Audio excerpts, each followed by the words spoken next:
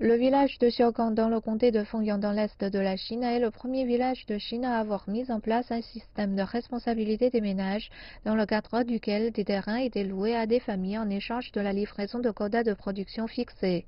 En 1978, le montant total de la production de grains dans le village était seulement de 148 000 tonnes. Mais après des décennies de réformes rurales, le montant total a atteint près de 750 000 tonnes en 2017, soit 5 fois plus que 40 années plus tôt. Les pionniers du système de responsabilité des ménages disent que l'objectif principal de la réforme rurale est d'augmenter la valeur ajoutée des terres via les transferts et la distribution des terres. Nous avons transféré nos terres à des entreprises pour 800 yuan le mou. Nos revenus de fermiers n'ont pas baissé et nous avons pu libérer notre force de travail pour faire autre chose.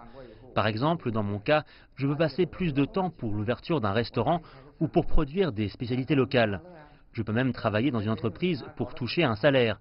Tout ça, ce sont des mesures que nous avons prises pour augmenter les revenus des fermiers.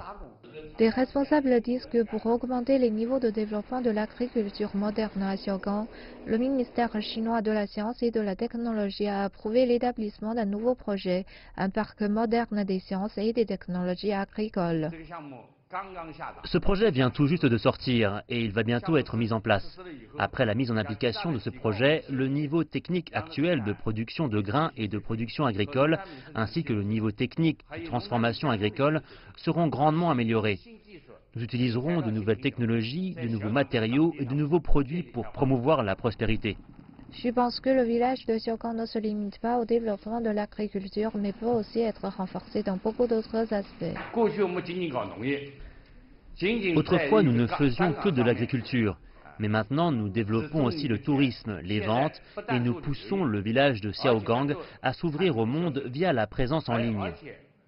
Et en termes de réformes rurales futures, il indique que la clé pour l'agriculture, ce sont les mécanismes.